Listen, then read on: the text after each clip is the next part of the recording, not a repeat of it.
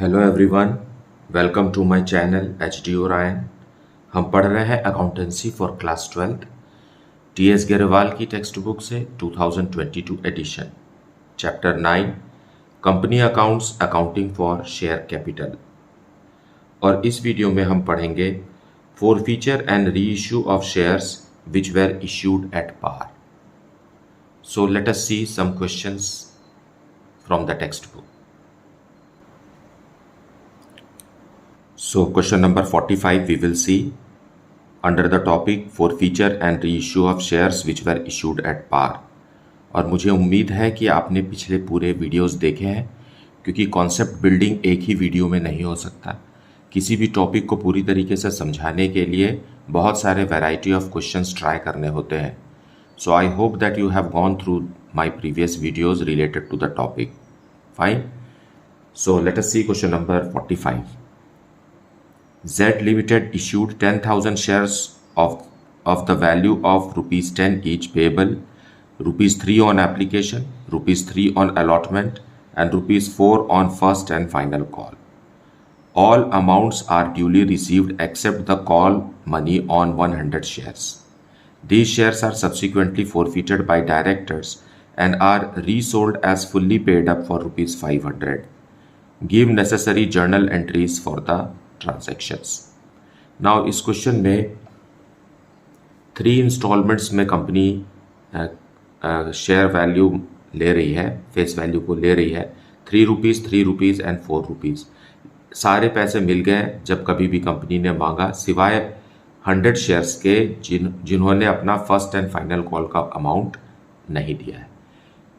So after first and final call the company decided to forfeit the shares and they reissued this after forfeiting for rupees 500, fully paid up for rupees 500. Now we have to journalize the transactions. So let us see the solution. So question number 45, Z Limited issued 10,000 shares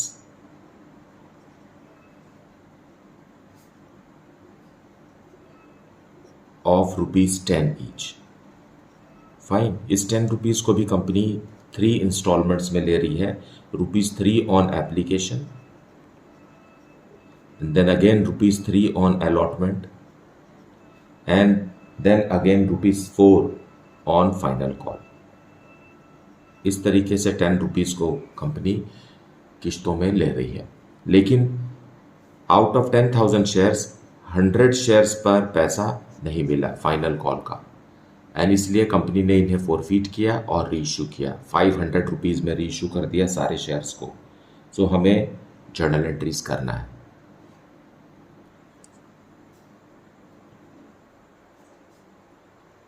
so solution 45 journal entries में सबसे पहले application money company receive करेगी, bank account debited to share application account. Fine, 10,000 shares company ने issue किए हैं और सारे के सारे सब्सक्राइब हो गए हैं, और एप्लीकेशन मनी है रुपीज़ 3 पर share. So as a result 30,000 rupees will be received in the bank.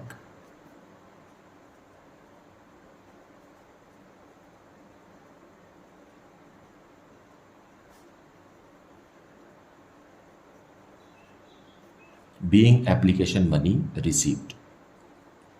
Now इस एप्लीकेशन मनी को हम क्लोज करेंगे और कैपिटल अकाउंट में ट्रांसफ़र करेंगे। So share application account debit कर देते हैं। Share application account debited rupees 30,000 to share capital account. So जैसे जैसे हम कैपिटल इश्यू करते जाएंगे वैसे वैसे कैपिटल अकाउंट क्रेडिट होता जाएगा। सो यहाँ शेयर कैपिटल अकाउंट क्रेडिट हो गया है, और जब आप फॉरफीट करेंगे तो यही शेयर कैपिटल अकाउंट डेबिट होकर रिड्यूस होगा। Fine, so being transferred to capital account. Now allotment money due करेंगे।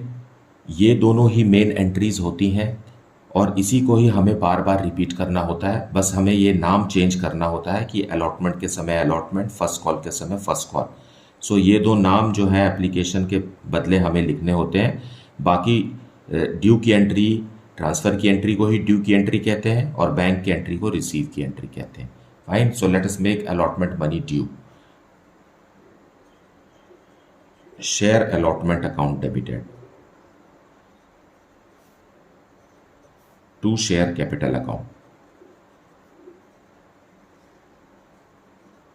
नाउ ऑन 10,000 शेयर्स 3 रुपीज पर शेयर के हिसाब से again 30,000 rupees allotment money is due, being allotment money due.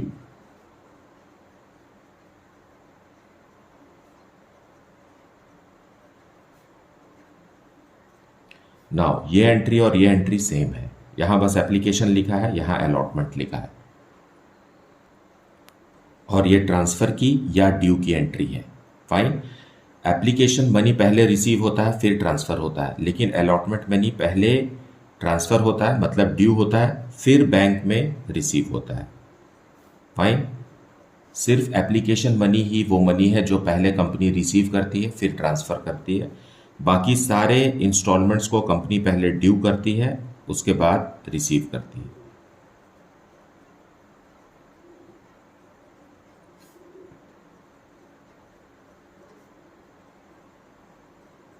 सो इस तरीके से share allotment account debit credit equal amount से होकर क्लोज हो गया, being allotment money received.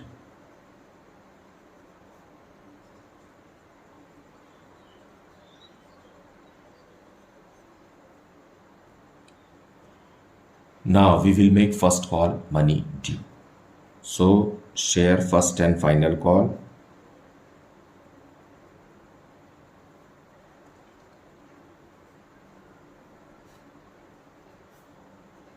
to share capital account. On 10,000 shares at the rate of rupees 4 per share, 40,000 rupees is due from the investors, being final call money due.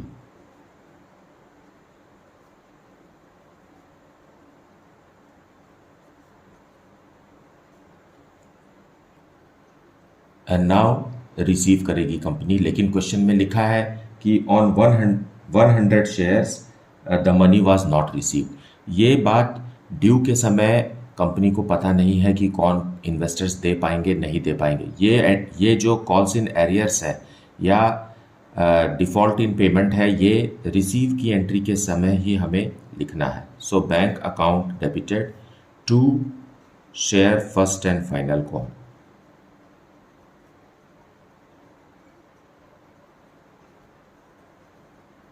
Now out of 10,000 shares 100 shares पर नहीं मिल रहा है, मतलब 9,900 shares पर ही 4 rupees मिलेगा। और कितना amount नहीं मिल रहा है, 100 शेयर्स पर नहीं मिल रहा है 4 रुपीज़ के हिसाब से 400 रुपीज़ नहीं मिल रहा है। सो 40,000 में से 400 लेस करेंगे, आएगा 39,600।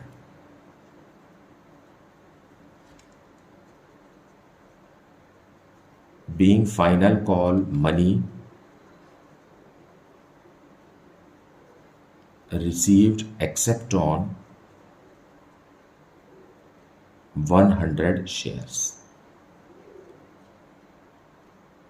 Now the directors have decided to forfeit the shares on which final call money was not received. मतलब इस 100 शेयर्स को हम forfeit करेंगे। अब आप यहाँ इन दोनों एंट्री में गौर से देखिए कि शेयर कैपिटल अकाउंट क्रेडिट हुआ है 40,000 से, लेकिन हमें इसे रिड्यूस करना है 100 शेयर्स के लिए, फर्स्ट थिंग।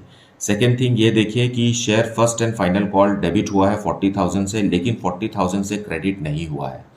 तो बाकी जो 400 रुपीज़ से क्रेडिट नहीं हुआ है उसे हम फोरफीचर की एंट्री में क्रेडिट करके 40,000 बना देंगे, है ना। मतलब 400 रुपीज़ से ही what's that share first and final call को क्रेडिट किया जाएगा। सो इस तरीके से ये टोटली 40,000 से डेबिट और 40,000 से क्रेडिट हो जाएगा। Fine, so let us pass the forfeiture entry.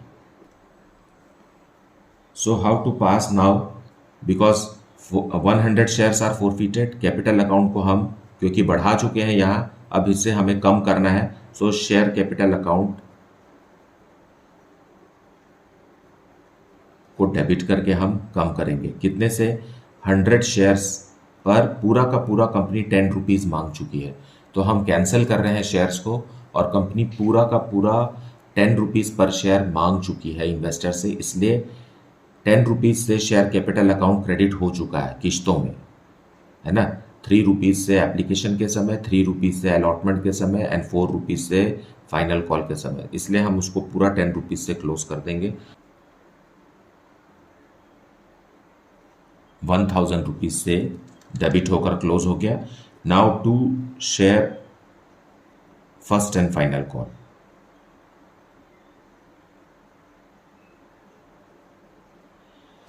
देखिए यहां पर ये पूरी तरीके से क्लोज नहीं हुआ है। नाउ 100 शेयर्स पर फाइनल कॉल 4 रुपीज़ के हिसाब से 400 रुपीज़ क्रेडिट हो गया। नाउ यू कैन सी कि फाइनल कॉल डेबिट भी 40,000 से है और फाइनल कॉल क्रेडिट भी 40,000 से हो गया। Now it has been close properly.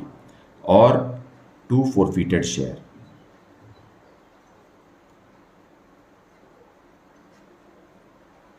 $100 shares पर। Now what is the balancing figure? 600। Fine, so 6 rupees investors pay कर चुका है। फाइन, उसने फाइनल कॉल का 4 रुपीज़ नहीं दिया, लेकिन एप्लीकेशन और अलॉटमेंट का 6 रुपीज़ दे चुका है, तो यही अमाउंट 6 रुपीज़ कंपनी ने फोरफीट कर लिया है और इसे रिफंड नहीं किया जाएगा। Being 100 shares forfeited after final call. Now we have to reissue these forfeited shares. So आप यहां पर ही समझिए कि forfeited अमाउंट कितना है? 600 रुपीज़ है ऑन 100 शेयर्स, और इसे गौर से समझे तो पर शेयर 6 रुपीज़ फोरफीट हुआ है। और इन फोरफीटेड शेयर्स को, मतलब ये फोरफीटेड शेयर्स जो हैं 1000 रुपीज़ के शेयर्स को कंपनी 500 रुपीज़ में रीइशू कर रही है। Fine, as fully paid up. इस बात को भी ध्यान दीजिए, एज फुल्ली पेड अप मतलब 500 रुपीज़ इन्वेस्टर्स से लेगी और उनको 1000 रुपीज़ का ये शेयर इशू करेगी, मतलब 500 रुपीज़ डिस्काउंट है ना। तो 600 रुपीज़ जब्त हुआ है कंपनी ने फोरफीचर के समय, तो इसमें से 500 रुपीज़ का डिस्काउंट दिया जा सकता है, क्योंकि मैक्सिमम डिस्काउंट कंपनी 600 रुपीज़ दे सकती है, और इस केस में सिर्फ 500 दे रही है, तो 100 रुपये बच रहा है। 100 रुपीज़ जो बच रहा है यही कैपिटल रिजर्व में ट्रांसफर होगा। So let us reissue the forfeited shares. जब रीइश्यू करेंगे तो बैंक में फिर से पैसा आएगा। Fine, so bank account debited. Company ने पूरे के पूरे 100 शेयर्स को 500 रुपीज़ में रीइश्यू किया। फाइन, और दे कितना दिया? तो शेयर कैपिटल क्रेडिट हो जाएगा। Share capital account as fully paid up, मतलब 100 शेयर्स में मान लिया गया कि पूरा 10 रुपीज़ पर शेयर रिसीव हो गया, सो 1000 रुपीज़ से शेयर कैपिटल अकाउंट फिर से क्रेडिट हो गया, मतलब डिस्काउंट है। आप देखिए यहाँ 500 रुपीज़ का कंपनी ने डिस्काउंट दे दिया है, तो इस डिस्काउंट को हम कहाँ से कवर करेंगे? फोरफीटेड अमाउंट से कवर करेंगे। सो यहाँ डिस्काउंट अकाउंट लिखने के बदले हमें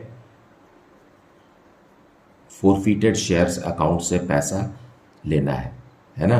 सो यहाँ आप समझ जाइए कि 100 शेयर्स पर 5 रुपीज़ पर शेयर डिस्काउंट है, तभी 500 रुपीज़ होगा। Being 100 forfeited shares reissued at rupees 500 as fully paid. So as fully paid कहने से समझ में आ जाता है कि बाकी का अमाउंट डिस्काउंट है। Now last entry, forfeited share account. क्योंकि सारे के सारे फोरफीटेड शेयर्स जो हैं वो रीइश्यू हो गए हैं, इसलिए हमें फोरफीटेड शेयर्स जितने भी रीइश्यू हो गए हैं उनमें कितना अमाउंट बच गया है वो हमें कैपिटल रिजर्व में ट्रांसफर करना है। So forfeited share account debited, account debited. देखिए 600 रुपीज़ कंपनी ने फोरफीट किया था, उसमें से 500 रुपीज़ यूटिलाइज कर लिया at the time of reissue as discount on reissue. So 100 rupees बचा, तो 100 रुपीज़ फोरफीटेड शेयर्स में से हम कहाँ ट्रांसफर कर देंगे? कैपिटल रिजर्व में। फाइन, इसे ऐसा भी समझा जा सकता है कि 100 शेयर्स पर 1 रुपी बचा। कैसे 1 रुपी बचा? क्योंकि 6 रुपीज़ पर शेयर कंपनी ने फोरफीट किया था, उसमें से 5 रुपीज़ पर शेयर कंपनी ने डिस्काउंट दे दिया, तो 1 रुपी हम कहाँ ट्रांसफ़र करेंगे? कैपिटल रिजर्व में ट्रांसफ़र करेंगे। और ये कैपिटल रिजर्व की जो एंट्री है वो री इशू के बाद ही की जाती है। मान लो शेयर री इशू नहीं होता तो कैपिटल रिजर्व वाली एंट्री भी नहीं आती। Fine. Being amount transferred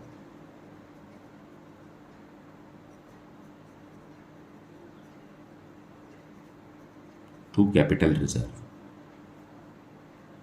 So this is the solution for question number 45. Now let us see the next question, question number 46. Alpha Limited forfeited 900 equity shares of rupees 100 each for non-payment of allotment money of rupees 30 per share and the first call of rupees 20 per share. The second and final call of rupees 25 per share has not been made. The forfeited shares were reissued for rupees 90 per share as rupees 75 paid up. Fine. Journalize the above. So हमें यहाँ सिर्फ forfeiture और re entry और capital reserve में transfer की entry करना है। Fine. So solution 46। पहले हम क्वेश्चन के डिटेल को समझेंगे। कंपनी ने 900 इक्विटी शेयर्स को फोरफीट करना है। फाइन। और हर शेयर कितने का है? 100 रुपीज ईच का है और इसे कंपनी 4 इंस्टॉलमेंट्स में इन्वेस्टर्स से मांग रही है। और जैसा कि क्वेश्चन में कहा है non payment of allotment money of 30 rupees, तो 30 rupees at the time of on allotment. Then क्या लिखा है क्वेश्चन में? 20 rupees on first call and rupees 25 on second and final call. 25 on second and final call. अब जाकर ये 100 rupees होगा, तो 25 रुपीज जो बैलेंसिंग फिगर है यही एप्लीकेशन है। ये स्ट्रेट फॉरवर्ड क्वेश्चन में नहीं लिखा हुआ है, लेकिन हमें समझना है कि 25 रुपीज़ ही है, क्योंकि 25 + 25 is 50 and then again 50, 100 rupees पर शेयर हो गया। अब क्वेश्चन में कहा गया है कि final call has not been made, है ना? तो कॉल्ड अप कहाँ तक है? यहाँ तक है called up. Called up money यहाँ तक है, क्योंकि फाइनल कॉल को कंपनी ने अभी तक कॉल नहीं किया है और फाइनल कॉल में पहुंचने से पहले ही 900 शेयर्स को फोरफीट किया गया है, मतलब यहां तक ही फोरफीट किया गया है। इसका मतलब है कि कैपिटल अकाउंट 75 रुपीज से ही 75 रुपीज पर शेयर से ही क्रेडिट हो चुका है। फाइनल कॉल तो अभी ड्यू हुआ नहीं है। फाइन। सो हमें फोरफीचर की एंट्री 900 शेयर्स के लिए करना है और डिफॉल्टर शेयर होल्डर ने non payment of allotment money भी नहीं दिया है और फर्स्ट कॉल का मनी भी नहीं दिया है। तो कौन सा मनी दिया है? सिर्फ एप्लीकेशन मनी उसने दिया है। सो फोरफीटेड अमाउंट, आप यहां से ही क्वेश्चन को समझिए कि फोरफीटेड अमाउंट पर शेयर कितना है? सिर्फ 25 रुपीज है। 25 रुपीज पर शेयर ही कंपनी फोरफीट कर रही है इन 900 इक्विटी शेयर्स पर। So 900 into 25 will be the amount forfeited और री इशू के समय में कंपनी इसी 25 रुपीज से ज्यादा का डिस्काउंट नहीं दे सकती। फाइन। सो 100 रुपीज का शेयर है और कंपनी कितना डिस्काउंट दे सकती है? सिर्फ 25 रुपीज पर शेयर ही डिस्काउंट दे सकती है। अब जरूरी नहीं है कि पूरा का पूरा 25 रुपीज ही डिस्काउंट दिया जाए, हो सकता है वो 10 रुपीज डिस्काउंट दे, 15 रुपीज दे। ये कंपनी का अपना मतलब अपना डिसीजन होगा कि उसे कितना डिस्काउंट देना है। तो बाकी अमाउंट को हम क्या करेंगे? बाकी अमाउंट को हम कैपिटल रिजर्व में ट्रांसफर करेंगे। Fine. I hope you are getting the concept right. बहुत सारे तरीके हैं क्वेश्चन को समझाने के और बहुत सारे मेथड्स से आप इसे समझ भी सकते हैं। फाइन। इसलिए हर वीडियो को देखना और पूरी तरीके से सुनना, एक्सप्लेनेशन को सुनना जरूरी है। Then only you will get the correct concept of the topic. So let us see now the journal entries related to this. So journal entries for forfeiture of 900 equity shares. So share capital account will be debited and closed. Equity share capital account is debited and closed on how many shares? 900 shares. लेकिन called up capital से ही close होगा क्योंकि final call तो अभी तक किया नहीं गया है. So it is how much? 75 rupees. So यहाँ 100 रुपीज आपको नहीं लिखना है, आपको 75 रुपीज लिखना है क्योंकि फाइनल कॉल अभी तक कंपनी ने नहीं किया है. सो अब हम क्लोज करेंगे वो अकाउंट्स जिसमें अमाउंट नहीं रिसीव हुआ, मतलब अलॉटमेंट और फर्स्ट कॉल को ही हमें क्लोज करना है. So equity share allotment account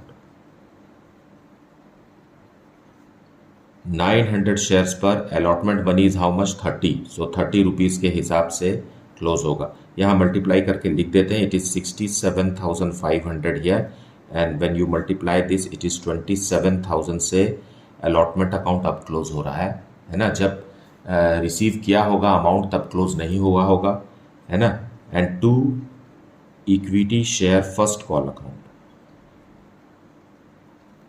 on 900 shares at the rate of ₹20 पर शेयर, मतलब 18,000 रुपीज अभी क्लोज हो रहा है. Then we have to write to forfeited shares, forfeited equity shares.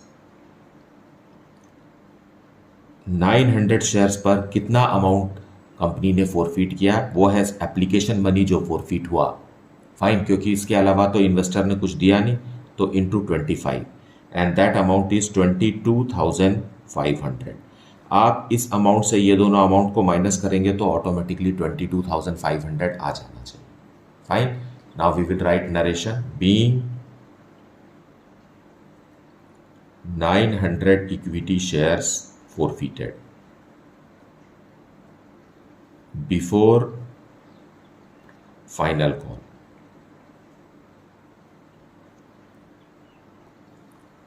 Now these 900 shares are reissued. So reissued के समय bank account फिर से डेबिट होगा और कंपनी ने पूरे 900 शेयर्स को कितने में रीइश्यू किया है? एज एट ₹90 पर share. Fine. So the amount is 81,000 rupees में कंपनी ने इसे रीइश्यू किया. परंतु 90 रुपीज़ लेने के बाद कंपनी कह रही है, मतलब 90 रुपीज़ तो कंपनी ने रीइश्यू के समय लिया पर शेयर और इसे 75 रुपीज़ पेड अप मान रही है. मतलब share capital account, equity share capital account will be credited for 900 shares at the rate of ₹75 पर शेयर और इसे 75 रुपीज़ ही पेड अप ले रही है. सो इसे हम मल्टीप्लाई करके लिखेंगे. It is how much? 67,500 rupees से शेयर कैपिटल अकाउंट फिर से बढ़ गया. फाइन, मतलब बाकी का जो अमाउंट है वो प्रीमियम का है. Securities premium reserve and the balancing figure is how much? 15 rupees पर शेयर ज़्यादा लिया है कंपनी ने. सो 900 इंटू 15 एंड दैट इज 13,500. सो जरूरी नहीं है कि कंपनी रीइश्यू के समय डिस्काउंट दे. अगर कंपनी की फाइनेंशियल पोजीशन और रेपुटेशन अच्छी है तो कंपनी इसे भी प्रीमियम में इश्यू कर सकती है. Fine. Being 900 forfeited equity shares reissued at a premium of ₹15 per share for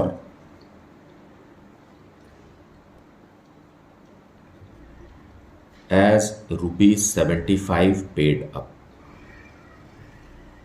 fine. इसका मतलब यह है कि जब company second and final call 25 rupees का करेगी तो इन शेयर होल्डर से भी सेकेंड एंड फाइनल कॉल का अमाउंट कंपनी लेगी. अब मतलब यह है कि फोरफिटेड अमाउंट का तो इस्तेमाल हुआ ही नहीं और शेयर्स रीइश्यू हो गए हैं. सारे के सारे फोरफिटेड शेयर्स रीइश्यू हो गए हैं. अब हम इसे कैपिटल रिजर्व में ट्रांसफर कर देंगे. So forfeited equity shares, forfeited equity shares account debited to capital reserve.